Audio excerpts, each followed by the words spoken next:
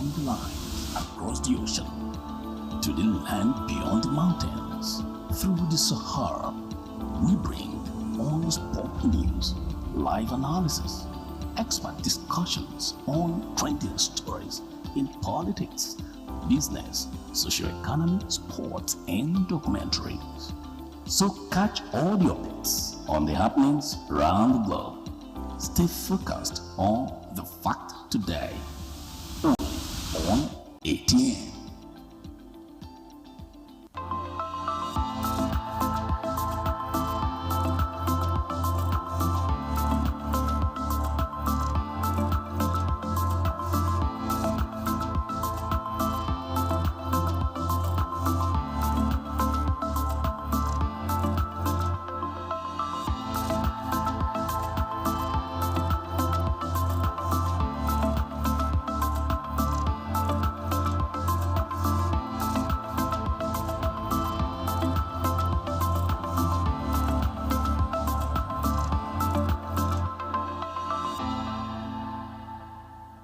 The making of Wish 99.5 FM and Atlantic Television Network.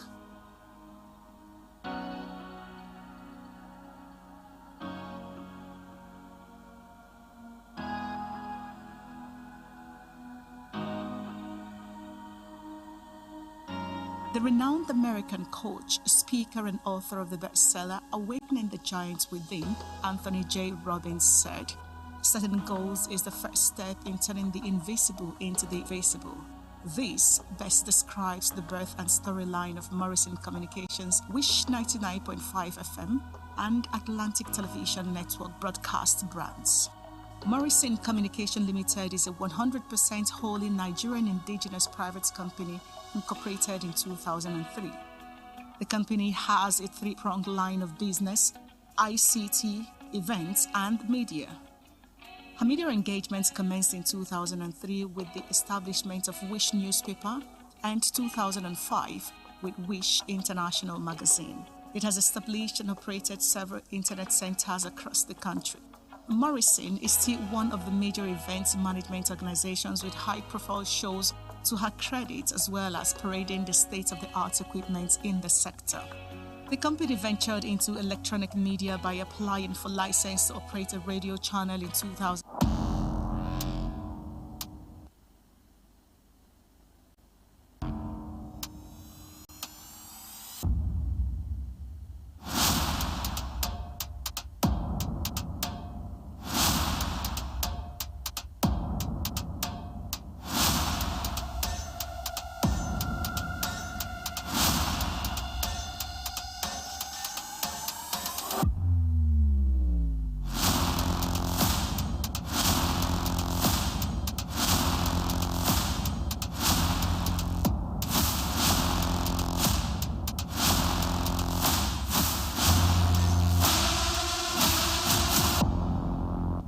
Welcome back to Atlantic Blowout. Shola is set to join us from Abuja. Good morning, Shola. Good morning, Good morning, Nigeria. Shola, good to hear from you. It's good. How was the weekend? Oh, the weekend was good. I was looking out for you over the weekend, so you would give us an update on the APC convention going on in Abuja. I mean, you are in Abuja live, so how did that go? Well, it was weekend of APC convention, and it is official today that Senator Abdullahi Adamu, former governor of Nasarawa State, is the national chairman of APC. Indeed, there is a brand new national working committee in town from the All Progressive Congress. So much talk about national convention eventually held. Post-convention management is what we should be talking about now. A lot happens, intrigues, power tussle. Is a convention of consensus agreements, and it put through. I know they can manage their home affairs very well. It now left for the internal democracy to settle the machinery of reconciliation. We wish them very well. Okay. All right. Thank you so much, Shola, for that insight. But like I said, in the studio with me today, we have two guests. Ikechi is here with me, and of course Hans Ihain Tiger. Good morning. Good morning, Sir Ikechi. Yeah, good morning, everybody. Good Yes. morning, good morning, Tiger. Good morning, Nigerians. Okay, so over the weekend we had the APC convention happen, of course, and a lot of Nigerians now seem to feel like there is a direction. Now, we also had on the show, even people off the show, a lot of people predicted that this convention will not go as planned. Some people also said authoritatively that there would be some form of implosion in the APC. But it seems like there seems to be a direction in the APC. I'll let Hans Tiger speak to that. Can you speak to that, Hans Tiger? Regarding to what you just said, the expectation, let us not think it's over yet. Why I'm saying so is that when a blow is served, you have to receive it. Okay. And react adequately to it. It's obvious like the CPC fraction of the APC is getting it all. And the other fractions are yet to respond to that. Temporarily, I can see a little bit of calmness. It looks like Oga has said something. Let's see what the other blocks will do. If they will go for the against, then our expectation is not cut short. If they go for the for, then we will now see that, oh, the concession is truly a concession that reflects all stakeholders having their stake and their say. So we're still observing. I think Nigeria is a keg of drums and that will sound different tunes to different rhythms. Okay, so Saikechi Mugu, let me get your angle on this. Yeah, well, like he has said, the blow has been served. You know, there's a law of physics, Newton's law of motion, that says action and reaction are equal and opposite. Now, a few days to the convention, I know the aspirants had a meeting with the president. And after the meeting, it seemed more to me like it was a game of influence. The president had succeeded again in exerting his influence on the party, on the will of the aspirants and the will of the party. So we're not sure how satisfied they are. But then, of course, no matter how dissatisfied you are, it will be required that you sit on the negotiation table and begin to iron out your interests. What's in it for me? Okay, I'm going to step down on what terms? How do I ensure that my own interests are also covered? I'm not just an absolute loser. It doesn't become a winner takes all, you know. So there are interests, and that's politics. So when these interests are ironed out, whether poorly or effectively, that is when we will say yes, there is stability in the party. Otherwise, the APC has just begun to do their work. Okay. Still looking at it too. Other conversations in the news. This one hit us this morning. The governor of Rivers State, Nyesom Wike, has basically, what would I call it, thrown in his hat, you know, in the dance. He has declared, of course, his intentions to run as the president of Nigeria. I'll come to Hans Tiger on this one because you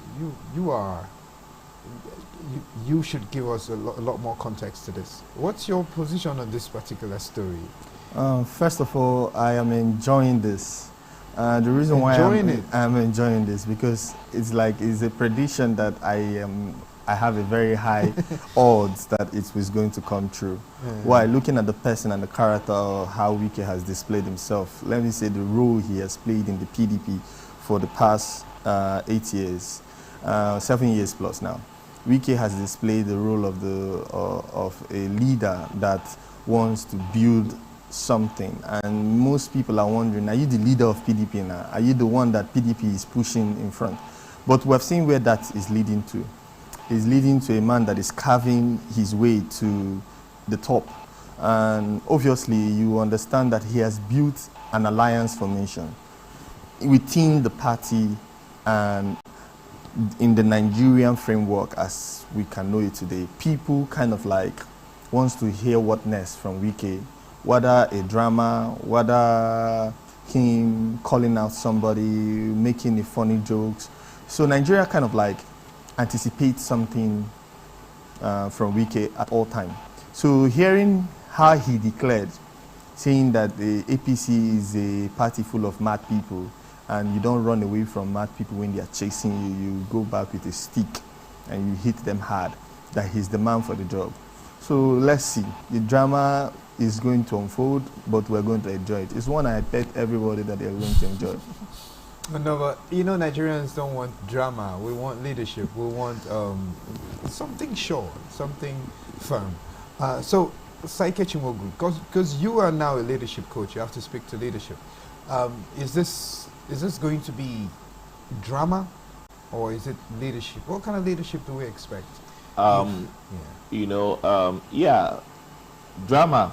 There's always going to be drama in Nigerian politics. Now, to start with, I remember back in time when Wike declared his intentions to run for governor of Rivers State. It seemed like a joke. There was a conversation, or there were many conversations, one of which, people obviously said Wike himself will not vote for himself because he's not good enough. I thank God for, I think the winning thing for Rivers people has been the Amechi challenge. Amechi had thrown out the challenge then, saying Wike was not good enough.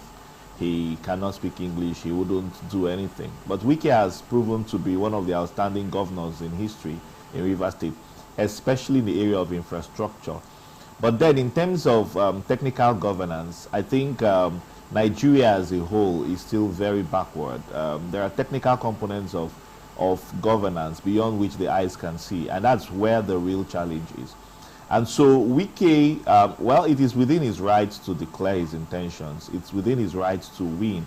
It's within the rights of Nigerians to negotiate for the best of what we desire. But the question comes, what do Nigerians really want? Because backstage, Tiger and I were looking at, Nigerians getting the quality of leadership that we deserve versus our desires. So Nigerians in various parcels have not been able to carefully articulate what they really want. And this is where we always miss it, because when you don't know what you want, then anything becomes your take. Okay, if you don't know why you're going into school to study what course, then anything you're given becomes the course you want to study. If you're headed in a destination and you don't know where you're going, then any stop becomes your stop. And that has been the challenge with leadership in Nigeria.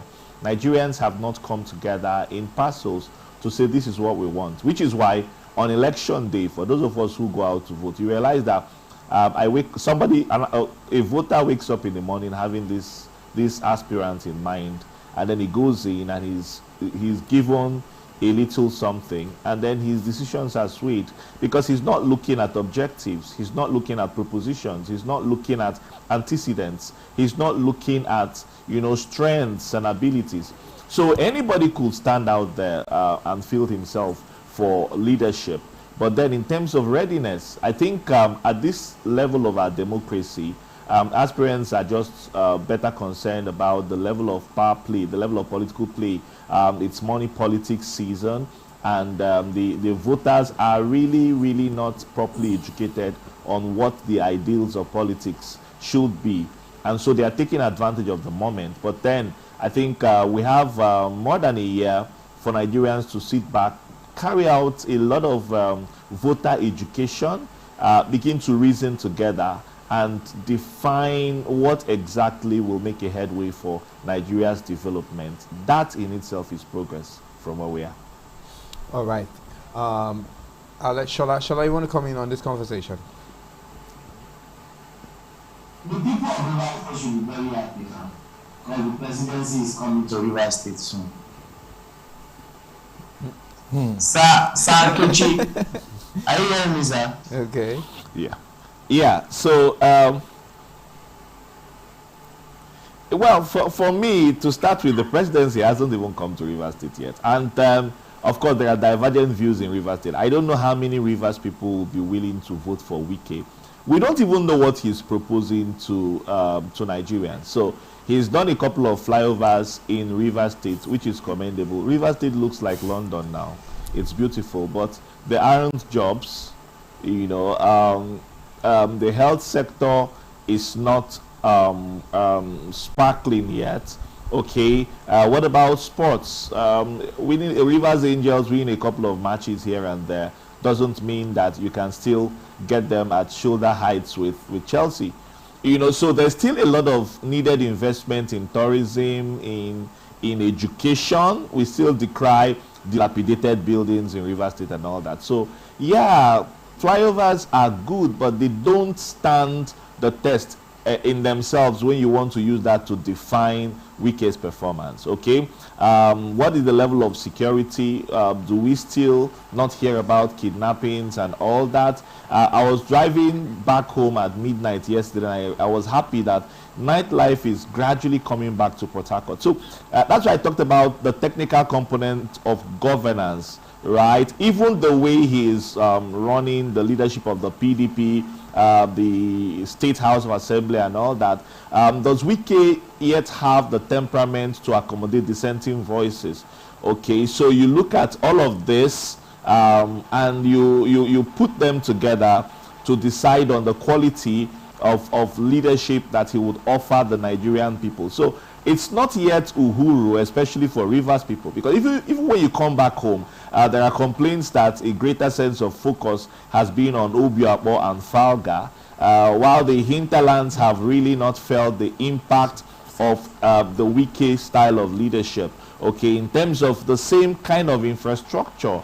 I mean, so when you look at all of this, yes, he's done above comparison when you place him side by side with everyone else, especially with the paucity of funds in his time, you know. But then, do we have savings in Rivers State? And yeah, so a lot more needs to be asked, and we desire a lot more answers. So it's not yet holiday for Rivers people. Well, let me bring Tiger into this, because obviously most of the governors are coming to show their strength in the presidential race, both from the two political parties, the PDP and APC, because most of those governors are rounding up their second tenure and they want to shoot to the next position, which is presidency. How do we judge this governor? Do they have, with Wike, Governor Wike inclusive, do they have what it takes to step into that role? Yeah, what it takes for me is relative, and it could be an issue for debate. Looking at how Wike has carried himself and the time frame in which he executes his project, you can say he's a leader that will say a thing that he wants to achieve with the time frame, and he will put his head and his resources to it until he gets it. On that particular basis, yes, you can say he has what it takes. But in terms of trickle-down effects, how does that affect the everyday Rivers people? Or is that the general consensus, what the people of Rivers State really need? Then it could be another issue for debate. Most will be for the against, some will be for. Look at like the infrastructural development. Of car owners and vehicle users will testify that things have really, really changed. Port Harcourt is not the Port Harcourt that it used to be 6-7 years ago.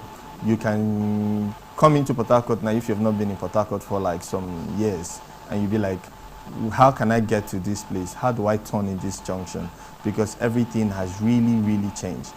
And Wike is a leader not to be toyed with. You can see that all the battles that man has taken upon, he has actually come on top.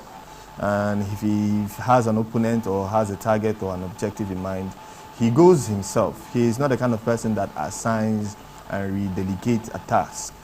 But the Nigerian today and the challenges we have, yes, I see him as a viable contestant and aspirant. Looking at the options we are seeing that are rolling out. And rumor has it that, not yet confirmed, that the former governor of Rivers State is also coming out. And if that happens, River State is going to be on the map in Nigerian politics. Why did I say so? Because everybody will be interested in knowing the architectural framework of these two men. And for the fact that they are coming from River State is a plus for River State. Having two strong men in both political lines. APC, the former governor is a leader there and is a power broker there. PDP, we can see that Wike doesn't need any introduction, with the fact that his mouth is big and his will is also there to do it. So it's a good thing. It's a good thing for River State, but for Nigeria, we'll watch and see how it plays as time goes on. Do you think Governor Wike understand Nigerian politics apart from River State politics? Very, very true. Governor Wike understands Nigerian politics. If you look at how he has started his politics from 1999 or 1998 till today, this is a man that you can say he started from the bottom, from being a local government chairman, a chief of staff, a minister, a governor, two-time governor now. And looking at his influence in national politics, how Wike has been able to build, go to other states, deliver, like Edo State. He currently now he's the only governor in PDP that is making sure that other states that PDP are not actually on top get equal shares. He has been sharing resources, organizing political leaders in other states where PDP is not the ruling party. And that is why he thinks or he feels he has gotten the support internally within the PDP caucus to get him the ticket to be their flag bearer for the next coming general election. Thank you, Tiger. Back to you, Fakai. All right, thank you so much, Shala. We'll take a quick break. When we come back, of course, we'll get into our stories for the morning. Don't go anywhere.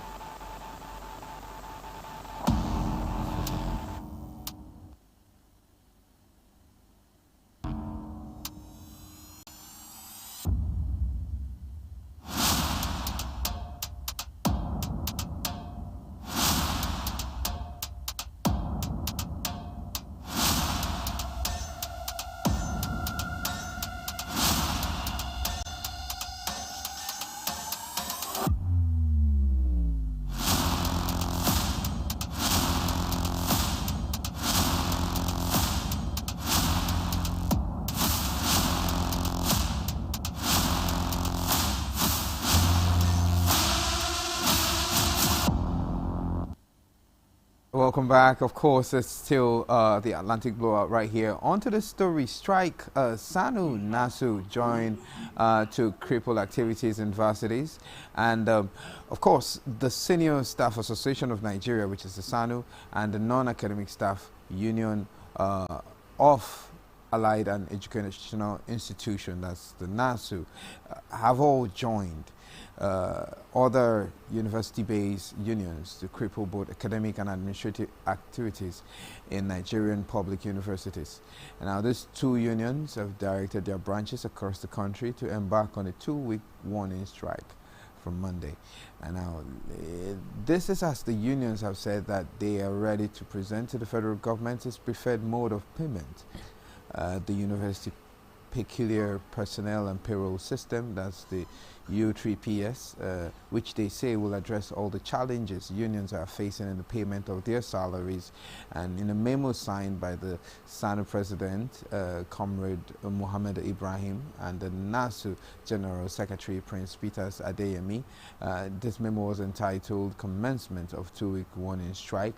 The memo read, in view of the nonchalant attitude of the government to our demands, this is to direct our members in all universities and inter-university centers throughout the country to commence on a 2-week strike by midnight of Sunday, the 27th of March, 2022. In the first instance, as clearly conveyed to the federal government in our letter. So this is it's a very confusing scenario for someone like me, because I mean we thought that we were getting somewhere with the ASU conversation. We've had the conversation about ASU going on time and time again, ASU going in and out of strike, but now this is happening. Now some people will say this is of course the election year, and it being the election year, everybody's trying to dig in to get what they can get from anybody. Hence the reason why you start to threaten strikes, because I'm trying to imagine how this will play out. The academic parts of the university not working, and then the senior staff, those are like the registrars, the basic, the admin staffs, and then you have the non-academic staffs also going on strike. It basically just means learning in universities and universities should just be forgotten about. Nigeria should move on to something else. All right, but I'll let my guests get into it today. First, Hans Tiger, what's your take on this story? My take on this story is that this is a 4 years routine, every 4 years routine, especially the year which I call the year before the general or the election, which I call the eve year before any election. You find that these academic staffs, NASU, non-academic staff, and APSU and the rest of them will all have this front to demand for their right, which is good. But if you look at the succession behind how they go embark on these strikes and the time frame, you understand that it's always at these windows. That is the pitiable part of it, because you understand that this is like an election year. Everybody's trying to have a say, demand for something. They don't know who is going to come on board. So right now, everybody's trying to like, you must give us some certain things before we can let some certain things be. Is a way politicians has penetrated into this kind of system that is supposed to be independent. And that is the crack and the falling of our educational system, being it that is adjudged by politicians that are in disguise as professors and academic staff, and how they have actually done this. Because if you're looking at from the days I was in university to today, they have never gotten anywhere with any of these demands. And my question is, if you've not been getting something, so what have you been doing since? You get your own quota, wait for another new person to come on board to get something. So it's like they are actually grabbing stuff for themselves. But the funny part is that the students are the ones that suffer for it. A 4 years course will end up becoming 8 years. A 6 years course or 5 years course will become 10, 12 years. So it's so sad that we are still in this place where other people are using education as a way to develop their nation and attract tourism and come up with innovations that changes the GDP of their countries. Okay, so I'm going to look from this other angle now. This whole thing demarkets education in Nigeria. I'll be very honest. A lot of people are not looking to put their children in Nigerian universities. People who are making money now, building properties, they are saving up simply because they want to secure the future of their kids. So they go out of their way to put their kids in expensive schools. They go out of their way to work out plans that from high school level, from A level, their kids are sent abroad because these things will just happen. So I'll come to Saike Chimugu, because you are also into education. And what say you about this? Are we just totally demarketing our universities because of these things? And is there going to ever be a solution? Is there going to be ever a time when groups don't come out and make a political move or non-political move, but then come out as strike action? Because if all the unions in a university are going on strike, then you're just saying the university system is dead. So what's your say?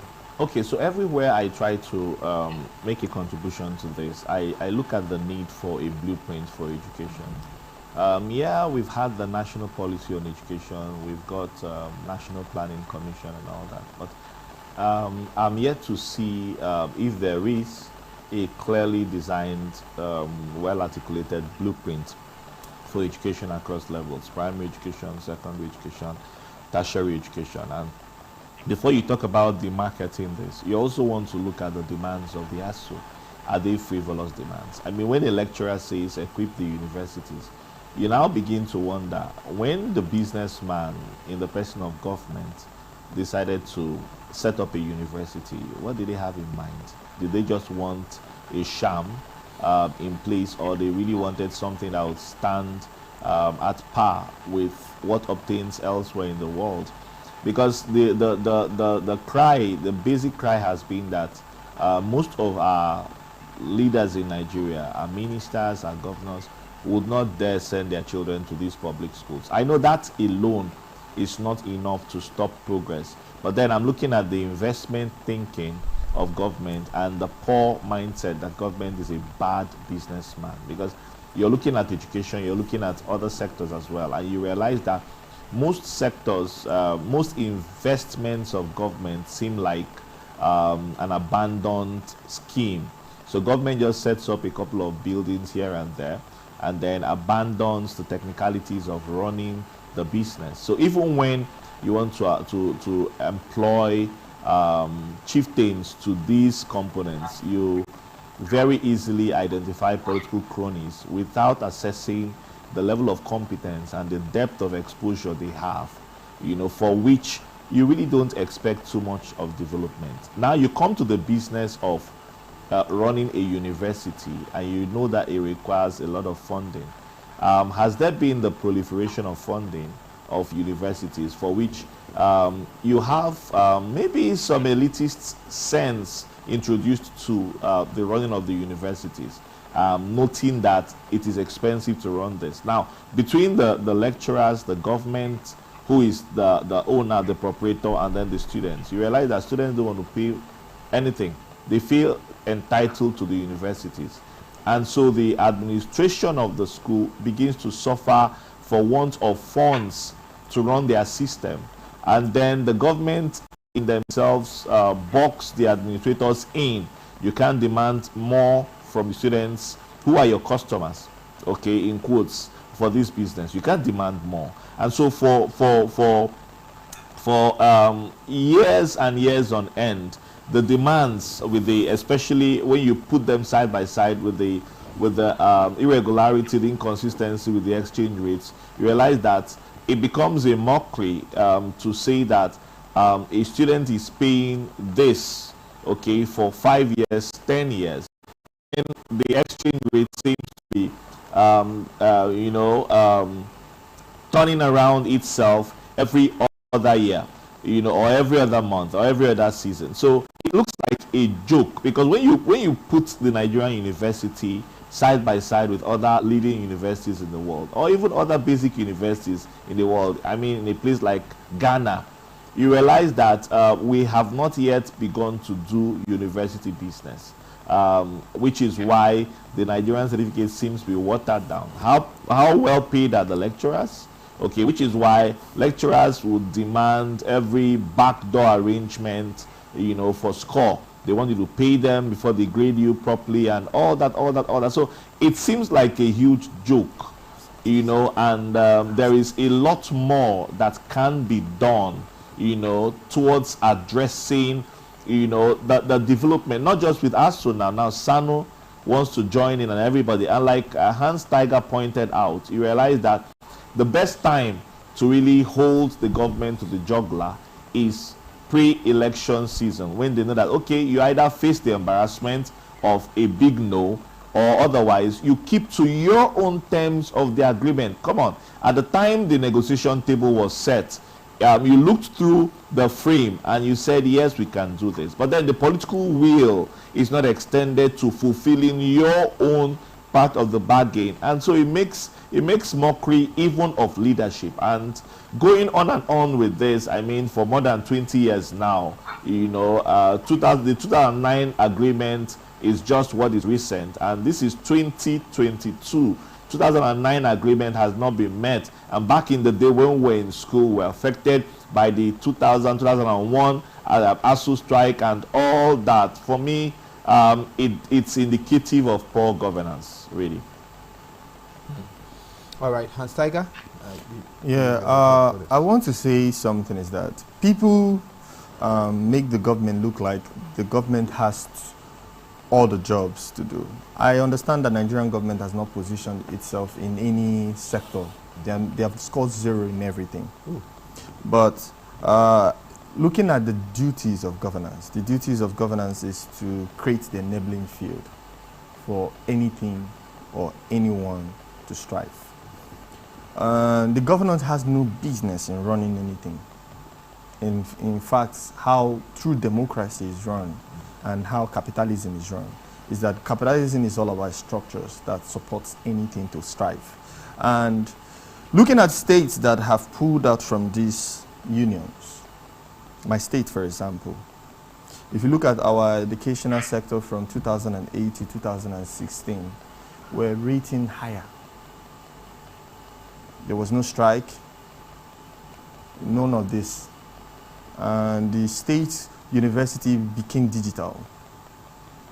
And University of River State University, as it may know now, became one of the best schools that, you know that if you send your child for a 4 years course, within 4 years the child will be out, and that person is coming out. So now you now have the next issues that where is he going to play in, where is he going to fit in terms of the labor market. So one of the things is that when government wants to work, let them step aside. But when you start having too many unions, like I use my former job, my former place of work, when you have the NOPENG, the this and that, the DPR and everything, they turn it into a cash out point. Why? The DPR man will say, find me something. He doesn't want to do his job. He wants to be sorted out. You find him something, and he can tell you, he will give a blank eye. That means he's telling you you can cheat. And when he tells you, find me something, when you pay him something, you feel entitled. The policeman will see you on the road, they don't want to do their job.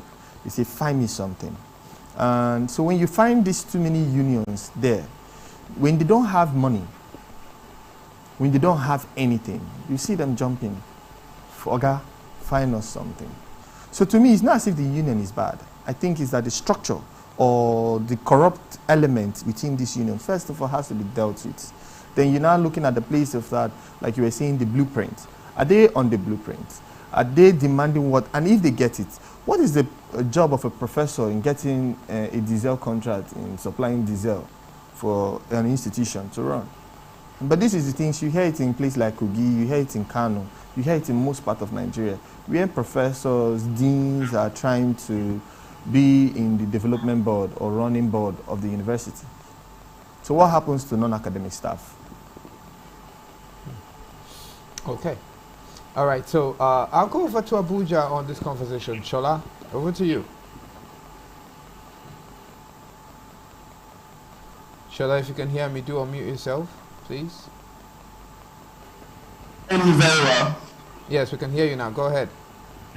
I say it's a sad situation we are in the country right now because the Nigerian universities has been locked, and the key should be by now should have been given to the Minister of Education, because obviously nothing is working in the university. It's not only the classrooms that are closed, but the entire university gates have been shut. Sarkozy, do you think this can move the government?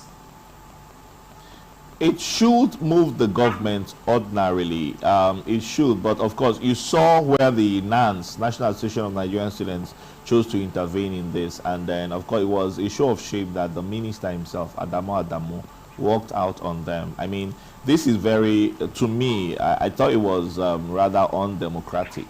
Whatever it was he heard, he should have been patient enough to, get to a truce point with the students. The students are within their rights when they say, look, we really don't want, in fact, enough of these strikes. We really don't want these strikes to be continued with. And then you listen to some bit of what the lecturers are demanding. Yes, the lecturers have their excesses. I mean, sex for grades and, money for grades and all that, and all the excesses, lecturers taken to the place of God and all that. Yeah, the lecturers have their excesses, but that's not within the frame of our conversation for today. What my concern is government should be embarrassed that government says, I will do this. before they even figure out how they will do that, what resources they have available to doing this and doing that. So is it like government just wakes up and makes exuberant promises without considering the implications of their statements, their promises and all that, for which they would always want to retract on their decision? So it's an embarrassment, especially when you hear through the year or through the season that taxpayers' monies are being donated to other nations. Monies of government are just being spent unnecessarily, being squandered, you know, especially in areas that really don't have direct meaning to Nigerians. So government, in the sense, seems to lack the sense of credibility, seems to lack the sense of integrity, seems to lack the sense of seriousness, especially in the business of governance. It's beginning to say, like in the local parlance, it's beginning to seem like government is being, in fact, governance is a distraction to the mission of government in office. You know, because you begin to wonder what else, when the center cannot hold, the students are at home, the universities are under lock and key. I mean, on a normal day, in normal circumstances, this should serve the government of the day sleepless nights. I mean, beyond discussing the next election. But you realize that in Nigeria, for the most of this year, we wouldn't be hearing too much about progress and development. All we'll be hearing about is contests, aspirations, political drama and all that. And that is usually the fear. And this is, for me, a point that really needs to be addressed very critically. Let me bring Tiger upon his statement. He said this looks like every 4-year things, making it to look like it's a ritual. I'm talking about the approach Tiger is bringing into it. Is it not the way the government is looking at it that makes them feel they don't need to do anything? Yes, like let's say when you know that I need something and you want to demand I trade something for the student vote, because you look at it, this is all about the vote of the student. In Nigeria, it's expected that you'll be from 18 when you arrive at your first year in university. I'm not saying that I'm not exceptional to that, but that's the way from how we started our primary schools till now. So you see that election period has started. Politicians want to buy their way into power, and those who have their money invested in who or what is actually waiting to cash out after the election year. So you look at, this is the best time these lecturers feel, which I think and I completely disagree with. The best time to demand for something is when the whole world will listen to you. You don't come to a place that is already distracted and you want to create confusion. What happens to immediately after election? What happens to after 100 days of office? Or 1 year after office, when they're about to celebrate their first 1 year? What happens that you continue and you never stop till you get what you want for the next 4 years? Since governance is continuous, continue and never stop. So for me, where I fought the whole system is that for whatever promises that might come up after this, you find that you have relative calmness. And it's not as if they have actually cured the cancer. So when it gets to another stage 4, before another drugs will be administered to the next executive of these associations, you find out that everybody's calm about it. If not, why will you allow an agreement for 2009 to take and you have in 2009 agreement? It's like if I'm supposed to have a salary increase in 2009 and I'm not demanding for 2009 salary increase in 2022. 2022. It doesn't make sense. So that's the sickening thing that makes me want to puke about this whole thing. So I'm telling myself that these guys, they need to cash out. And this is the way. And I'm so sorry to Nigerian students that you are the victim, constantly abused, molested, intimidated from having your rights, we all have the right to education. We all have the right to security. We all have the right to be voted and to be voted for. But one person's rights or aspirations shouldn't overshadow another person. That's you're actually raising a very big situation right now by using that word of government over time as been buying time. When you sign in a memorandum of understanding, you're putting up another memorandum of action that brings all the parties that signed the MOU together to keep track, to understand and monitor what are in the memorandum of understanding. Have been coming up that government is not doing anything about the memorandum of action. No committee, nothing to even reconcile. And you are saying the time that has been overspent, and it's not this time for them to come out, and you are saying is a matter of cash out. Is it not that you are becoming too harsh on the struggle? No, I'm not becoming too harsh. The truth is the truth. If I threaten to divorce my wife every 4 years, and when it gets to that season, someone comes to say something, and he's like, we're not going again with the divorce. And after another 4 years, I threaten again, I don't want this marriage. It means that there is something that happens on that particular period. It is either that on that particular period, we don't have an agreed sharing formula or way forward on the marriage. But if something is not working, why manage it? If you're wearing your pair of shoes and you're feeling uncomfortable, will you continue to maintain that like nothing is wrong? No. See, I think when someone is sick, they cry out and they go for help. Nigeria is sick. If the country is sick, especially the educational sector, you treat it. You diagnose the problem. You administer the right medication for the problem. And the medication for the problem is funding. If the educational sector shuts down for 1 full year, the heavens will not fall. Okay, but can I comment on this now? Because this is where my concern is.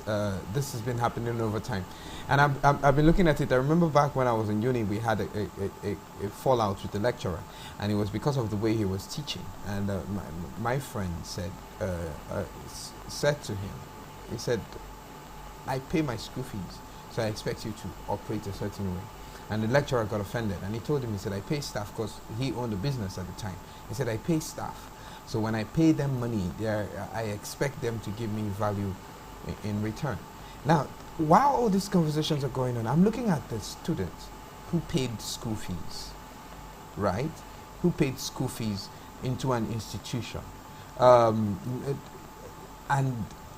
regardless of the fact that you have paid fees, you have paid your faculty fee dues, you have paid all those things, you are still not sure that you're going to graduate in 4 years.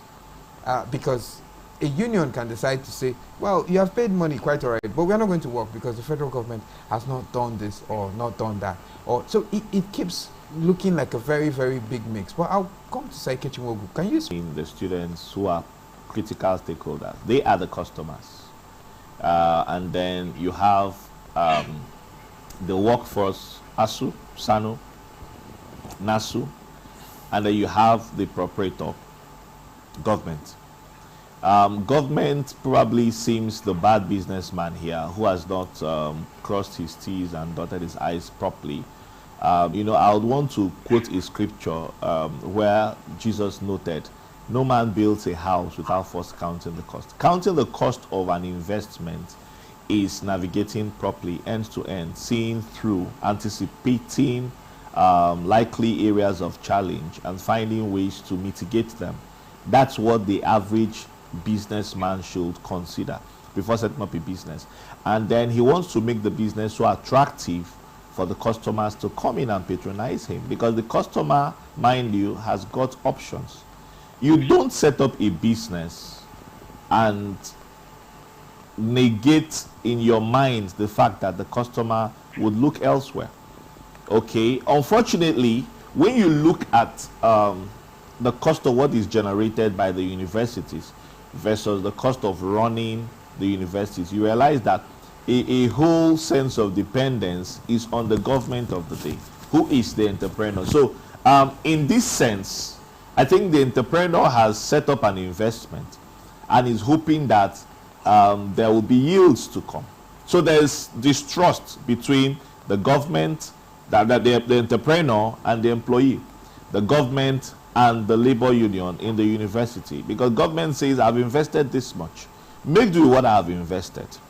And the labor union says it is not sufficient. This is the level of engagement that we desire to make the universities more attractive, both for inland and outland customers who are the students. So what's wrong if students from other African climes come into the local universities? What's wrong? I mean, we have Nigerians going to Ghana. How many Ghanaians want to come into Nigeria? So there's a lot of instability, inconsistency with the flow of the business. And so between the government and between the entrepreneur or the government, the businessman, and then the workforce, which is the labor union, the staff, ASU, right? They should sit back and design frames that make the university education so attractive for the students. The students have the bargaining power, they have the spending power. And mind you, the days are coming. I mean, already less and less demand is made for the Nigerian university system. More demand, especially as with government-owned institutions, more demand is made for private universities. So it is so the loss of the government university is the gain of the private university. And you can imagine that every year the JAMB puts out positioning for 2 million candidates, and of these 2 million candidates, the Nigerian government system has only a space outlay for 500,000. Now with the private universities, 700,000. What happens to the 1.3 million candidates? So you can imagine that we're opening up gaps, the financing power, the bargaining power, and we call it capital flight. And government doesn't seem moved by that. So part of what ASU is saying is expand capacity for the local universities to deliver, so we can absorb more of these escapee customers, more of these customers who are escaping to other climes and all that. And government doesn't seem interested in that. So that's part of what I mean. Build more laboratories that work. We need functional equipment. We need to step up our game to be at par with universities elsewhere in the world in terms of research, fund research. We need to go for trainings. We need to step up our game. We need to be equipped with the right tools, computer tools, Wi-Fi, internet-enabled devices, and all that, a whole lot of demands. All right? Government is not thinking about upgrading. Government is not thinking about upscaling. The students are sneaking away more and more, and guess what? The local university, the government-owned institutions are becoming more and more distasteful. They're becoming less in the demand. And who knows? We don't pray for this, but one day will come at this rate when, like in the public primary and secondary schools, we have almost nobody who is elitist or of the elitist ranks looking in the way of government-owned institutions. Once in a while they build, they repair and all that, but how many enlightened people out there who want to very comfortably send their children to public primary schools? Thank God for the private schools. Okay, it's the same thing about to play out with the university education. You either have a very, very friendly note for government-owned businesses in Nigeria. All right. Thank you so much, Sas. You hit it. We'll go on to our next story.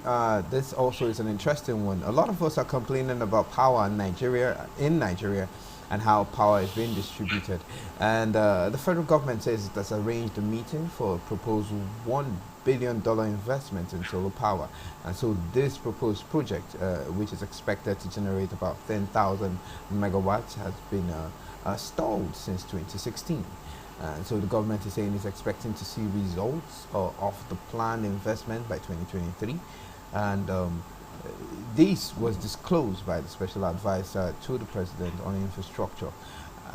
And according to Zakari, the projects are expected to be a game changer in Nigeria electricity production. And furthermore, he explained that the presidency will continue to work on emergency measures to stabilize power.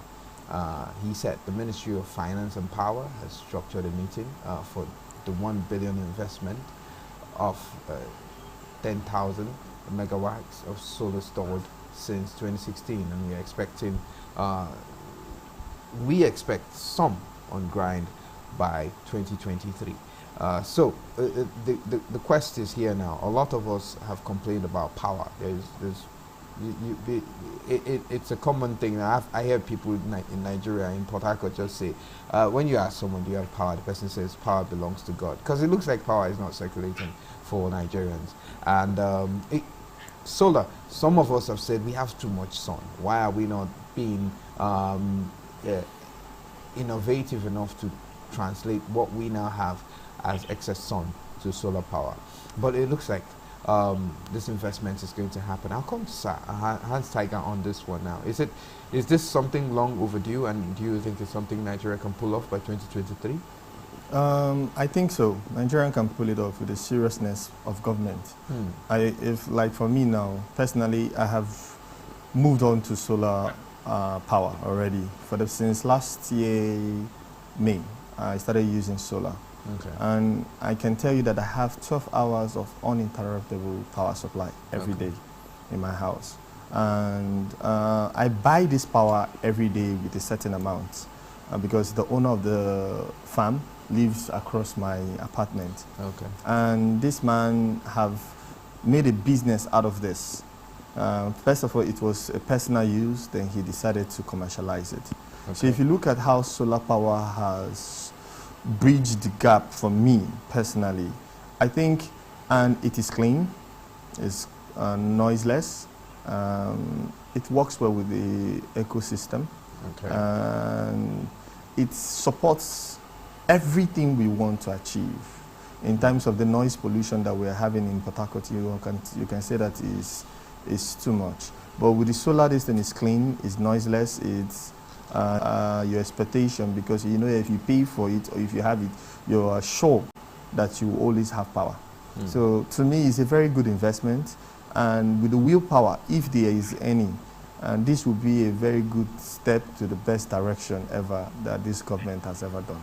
Okay, so I like how you put it right there. People are selling this power now, and it is something you expect from a government that works, generating enough to export. I'll come to Saike Chimungu on this particular conversation now. Power, solar power. Hans Tiger has pointed out that he has someone who sells power to him, and with all the sun that we have and all that, what do you think has been our inhibition of being able to harness solar power in Nigeria? Like we pointed out earlier, I think the time has come for government to begin to do one thing, and that is set the enabling infrastructure, the enabling environment, and let capitalism thrive in Nigeria. Government can't be everything. You know, I look at this investment that has been made in power over the years, and then what is the sense of supervision? Government in Nigeria has proven to be a very poor supervisor of projects. And the second thing I'd want to look at is, why is this coming now? I mean, the footworks were set in 20 that the people have in the extension of real-time supervision to conclusion, you know, and it might seem like another joke. I mean, as funny as it is, making fresh campaign promises in the 7th year of a running administration, it doesn't make sense to me. So, yeah, power can work. I go to the north from time to time, and the intensity of the sun, the heat of the sun, you will realize that it goes to waste. I was once at Sokoto, the Usman Danfodio University, and with the intensity of the sun and the wind, they had set up some wind vanes. And so the question comes, how about enabling research through the universities in these areas, you know, so that they are equipped to set up solar lines and other forms of power engagements. Once upon a time, you know, the European Union was considering tapping the excess solar energy from the Sahara Desert. Like, if you're traveling over the Sahara Desert, it's an entire world of heat. You know, flying, I mean, as high the altitude as the plane is over the Sahara Desert, you realize that there's a compromise in the air conditioning system because of the intensity of the sand field. Okay, and that cannot just go to waste. So there's a consideration. Why don't we tap into these gains to power the entire Europe and all that? This is intelligence. And then you come to Nigeria, we have the Sahara regions, the near desert regions. We talk about desert encroachment and all that. And it would require intelligent thinking for the government of the day to say, okay, how can we ensure that beyond the Kanji Dam and the Shiroro Dam and the dam arrangements, we now begin to make the needed investment. So let those Sahara region states contribute meaningfully to something in the nation, which is something like power. And then, of course, they can produce power and sell to other states on demand. And that's business, the business of power. The federal government doesn't really need to meddle in this. Let it become the business of the states to do. Or otherwise, you call out to private investors to come in and do this. Once upon a time, the Rivers State government was considering gas turbines. So the plan was, we're going to set up gas turbines, and then federal government give us the transmission license so we can reach out and make business. And that's the way I'm looking at the business, the economics of things. So the federal government seems to be failing in handling too much. They don't seem to have the requisite technical ability to do everything. So why don't they begin to seed competencies, strengths, to areas where competencies can really be found? And for me, I think it's a rearrangement of schemes, realignment of ideas to suit results and procure the quality of development that Nigerians really require. All right, I'm going to go over to Shola on this conversation now. Shola, over to you. Thank you. It's a power issue that is even eating and is batting so harder in Abuja, in Nigeria, as it stands today, because the collapse of our power grid. Many nations are moving away from hydro, and it's so easy. The other alternative are seamless, they are easy to work with. What is our problem in this country? Why do we find it difficult? We're not afraid to move. But the problem is the will to move. We seem lazy, mentally lazy, lazy in capacity, especially when it comes to driving change from the norm. And I think for me, that's the biggest challenge that we have. There are a lot of power enthusiasts. There are a lot of, of course, there are nearby countries. Call out to China, for example. China would very willingly want to come in. All right, you reach out to Israel. There are nations that are willing to invest in Nigeria, in power, in alternative power supply. But where the government does not accept to open up the doors, open up the arms to these willing investors to come in, then that sector cannot thrive. And you begin now to wonder why government is micromanaging things, even at the expense of delivery. These things you're micromanaging are not working very effectively. So why don't you open up your arms? But then, like I said earlier, government seems to be distracted even with the issue of governance. You look through the dailies and you highlight our concerns as a people. You highlight the conversations that go on amongst Nigerians, and you can very easily define our level of engagement as a people. I mean, in the 21st century, we are still decrying downtimes with power. How then can economics thrive? We're still decrying poor states of schools, poor states of hospitals. We're still discussing who has emerged political leader. We're still talking about, very pedestrian things, pedestrian conversations. We should have stepped up higher. What inspiration do we offer the world as Nigerians, as a Nigerian system, what sense of excitement does the world have for which they will say, wow, let us go to Nigeria and learn? And for me, it points to something. Administration after administration, leadership structure after leadership structure. We have a team of jokers, permit the use of the word, but that's the way it seems, who just come in and find ways to make money, to line their pockets, and then they hand the baton over to the next team, to the incoming team. And that's the way it is, you know. So we're still looking for respite, and when we find respite, then we can begin on the next level of engagement that is inspiring and is development friendly. But for now, we really don't seem ready for that yet.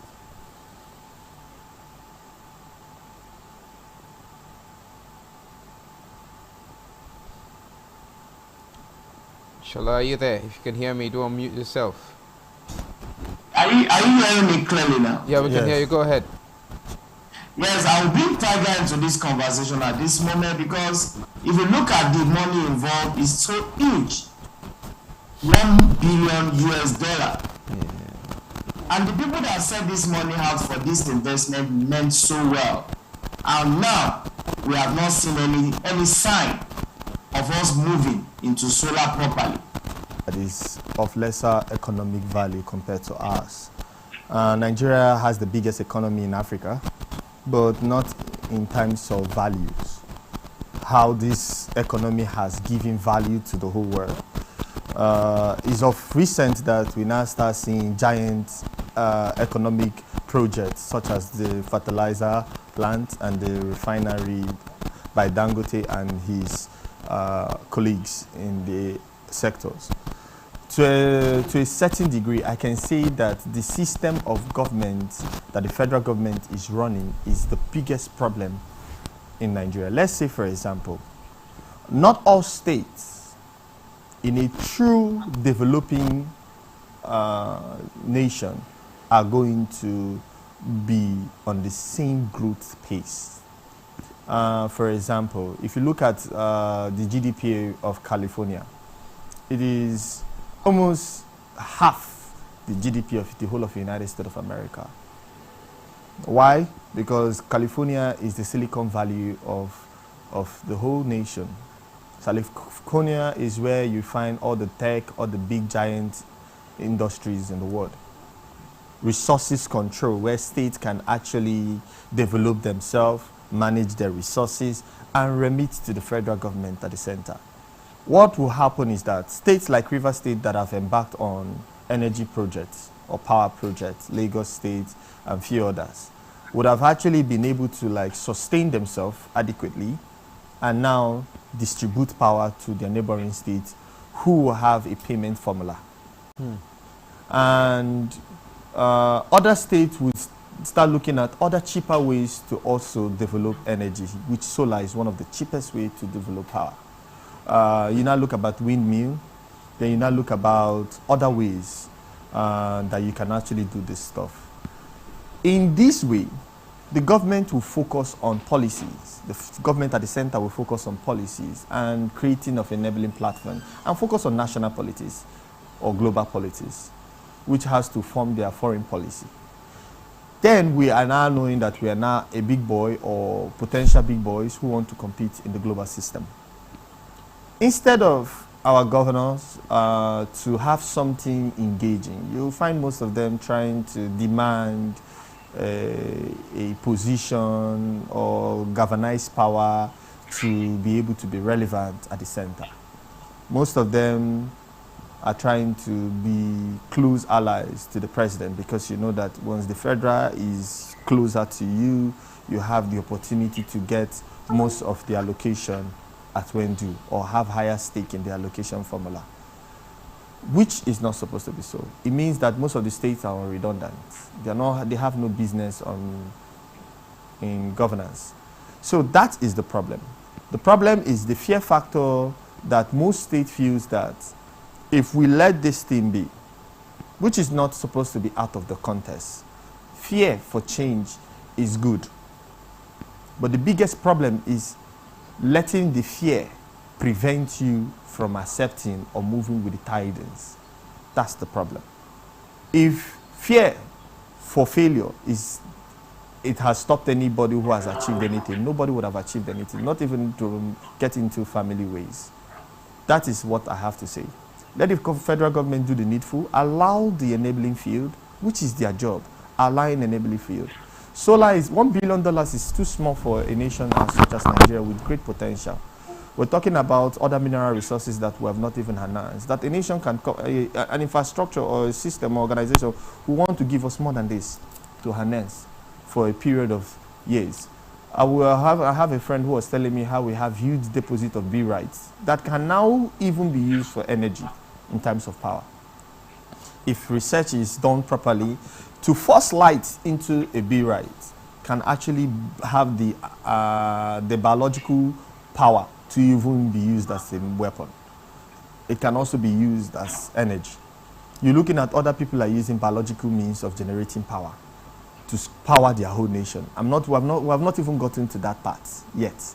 We're still looking about the hydrocarbon and the solar system of way of generate, even wind. So we are still not ready, like he said. But we shouldn't be like this. We should have a leader with foresight, a leader that is there to lead and not to enrich themselves. That's my stake on this.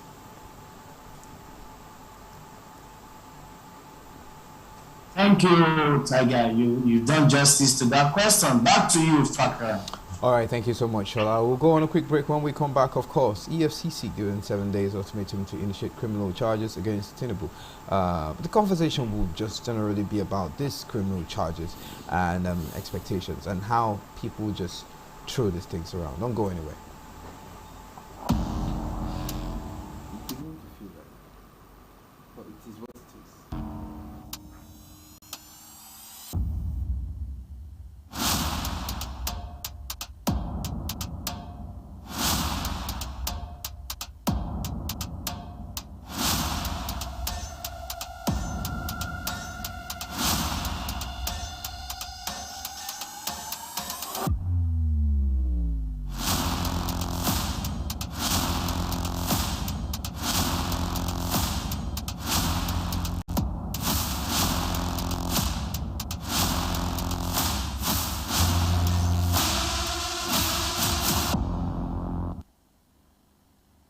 Still on the blowout. So EFCC and the Tinubu conversation. Now there's been a lot of conversation this period about people who are going to run for power, what they want to do, where the monies are coming from, and how these monies can be engaged.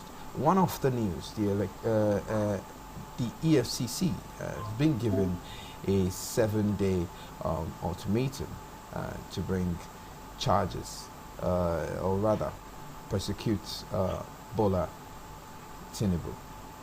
Now, as it is, this charges, whatever they are, it's been seen to target him. Of course, he is a presidential aspirant, and concerned Nigerians are looking to know what will come out of this. But my question here is, I'll just put it straight to the guests. It is beginning to seem like some Nigerians on the one hand have said these anti-graft agencies are weaponized against some people when things don't work for them in a certain way. Some other people have said for all these people who are indicating to run for presidency or run for these other offices, these people ought to be they ought to be checked. They're supposed to be observed through a very clear lens to ascertain what it is. So EFCC pointed this way. This thing has obviously been in the news before. You know, it's always happened, and it looks like this time, of course, during the election. Yes, but the time frame is where you can say that is it having another twist to why. And in terms of the APC internal politics, is there a special reason why? Because if you look at the government in power, it's the APC. And if you're looking at the person, the chieftain of the person of Bola Ahmed Tinubu, is a leader, national leader.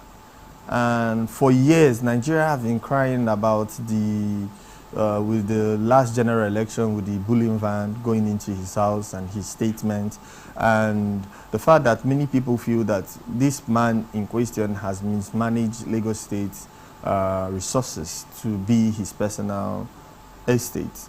And over the years, we have heard nothing about it, especially during the NSAS protests, how it was brought in national contest, how Ahmed Bola Tinubu has actually amassed so much wealth that he is regarded as the biggest Nigerian landlord. What was he doing before that, before governance, and how did he amass this much wealth? And for the fact that it is coming now, you understand that it has nothing to do with the opposition party. It has to do with other blocks in the ruling party. And that is why, to me, I look at it as, it's a good thing they are trying to bring his files now, but I think the timing means it is witch hunt. Okay. All right, so I'm taking it from this angle now, because the person who brought this charge is an obvious act, is residence at the time, and the person in conversation says, okay, so Obiano, gets out of office, and he has the EFCC going after him immediately, and to the glare of all Nigerians, trucks we're seeing going into Tinubu's place, and other very similarly extreme situations that would have set the anti-graft agencies against him. But these things have not happened. So the question is it like are they the ones who are untouchable, and are they the ones who can be touched? And I'm coming to Saike Chimogo in this context of leadership. What kind of leader would this person emerge to be, knowing what is? There are checks, integrity. They looked at who he had been, who he was, and who he seemed to be becoming. And they felt, look, this man has been a man of integrity. Let's vote him in. He would not do away with our funds. So what we have suffered, or what we seem to be suffering now, is like having your goods in the custody of hyenas, and you wonder what has happened to the goods afterwards. Okay, so you have a man called Bola Ahmed Tinubu. What has his tax history been like? Has he been a faithful taxpayer? What kind of business does he do beyond being called the Lagos landlord? Okay, what was he even doing as a business before he came in? I was excited when I heard Dave Umahi call out Governor Nyesom Wike on the same terms. He said he was a billionaire at 25. Okay, yeah, a billionaire probably in Naira at age 25. And so Wike should highlight what business he has done post-graduation from the university. And these are interesting conversations, because all of a sudden, some Governor Wike is stinkingly rich. But you realize that for the better part of his life, he's been a servant of the people. There was a list of politicians 2 weeks ago in the dailies. They said these ones have been in the government employ for more than 2 decades of their lives. Okay, they called out Ike Ekweremadu, Chibike Rotimi Amechi, and the rest of them. And then when you relate their financial growth history from where they were coming from, to where they are now, you begin to imagine that all of their funding, or most of their sourcing, has been from taxpayers' monies. And this is where it becomes really sensitive. So you look at Tinubu. Who was Tinubu before he became governor of Lagos State? And beyond being governor of Lagos State, he's like the godfather of Lagos. Okay, he's had a finger, if not a hand, in producing his successor, and then the successor. So we've had Fashola, Babatunde Raji Fashola. We've had Ambode. Ambode, in fact, could not even be allowed to do 8 years because there was some finger play, and then Ambode had to give way to Sanwo-Olu. All pointing to an interest, the Tinubu interest, the Tinubu hegemony. Okay, and then you begin to ask yourself, okay, so now it's beginning to play out that somebody is paying some piper, okay, because our elders say he who pays the piper will determine the tune. So somebody is now paying the piper to determine what tune is played in the music and all that, and how we should dance and the pattern of dance, okay, for which it becomes almost a pointer to the fact that, okay, if you have not been known for any clear business before you came into the government stream, how come you're so stinkingly rich? And who is paying you? I mean, to a tune of bullion vans. We have a lot of capitalists in Nigeria. Okay, we have the likes of Aliko Dangote. We have, you know, a lot of them. And the question is, how many bullion vans have been identified with these men?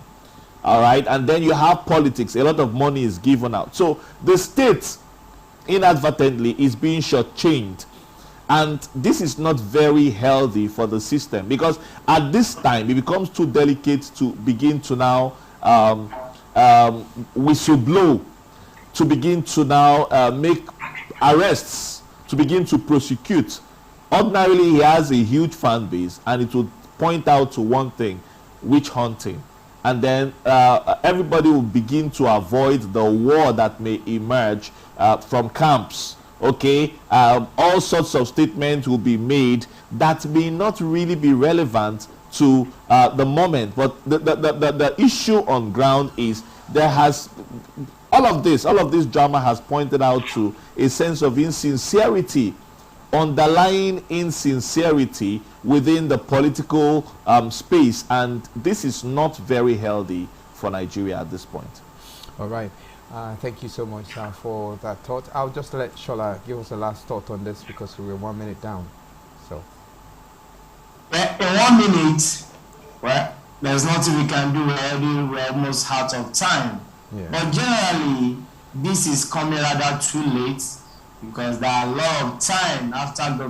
Tinubu have left office for such cases to come up. This time around, I'm seeing this case in sympathy for him. I don't know how we are going to handle this matter. Definitely, as a former governor of Lagos State, a lot of petitions are out there before the EFCC. What have they been doing before now is the question. Sarkechi. Yeah, so they should do the best they should do, but then there will be little trust. There will be little trust. If the EFCC begins to prosecute Bola Ahmed Tinubu now, it's going to set the nation on some unimaginable fire. And so let the Nigerian people decide on his fate going forward. Do we trust him? Fine. Do we not? Fine. Let's prove it at the polls. All right. Thank you so much, Shola. All right, thank you so much, Shola. This is where we get to dock on today's show. And thank you for following us through the Atlantic Blowout Notice.